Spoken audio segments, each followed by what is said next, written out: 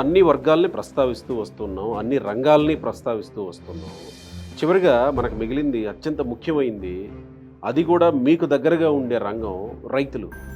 రైతుల పరిస్థితి ఎలా ఉండేది? ఒకవేళ నేను వైసీపీనో జగన్మోహన్ రెడ్డి నేను ఎక్స్పెక్ట్ వైసీపీ జగన్మోహన్ రెడ్డి అని నేను అంటున్నా లేదు, కానీ తెలుసుకోవాల్సింది చంద్రబాబు నాయుడుకి పెద్ద ఆయనకి ఒక విజ్ఞప్తి చేస్తున్నారు. ఇమ్మీడియట్లుగా అచ్చెన్నాయుడిని బర్తరఫ్ చేసేసి అట్టర్ ఫ్లాప్ ఇప్పుడున్న వ్యవసాయ మంత్రి, గతంలో ఉన్న సోమిరెడ్డి చంద్రమోహన్ రెడ్డి చేసిన వ్యవసాయ శాఖకి, ఇప్పుడు చేస్తున్న అచ్చెన్నాయుడు చేసే శాఖకి ఒక్క డిబేట్ నాకు పెట్టమని చెప్పు. కాకాని గోవర్ధన్ రెడ్డి ఉంటే బాగుండేదా? చండాలం. అది నేననేది గతాన్ని గురించి కాదు, నేననేది ఒక ఒడ్లు కొంటాం మనోహర్ తప్ప.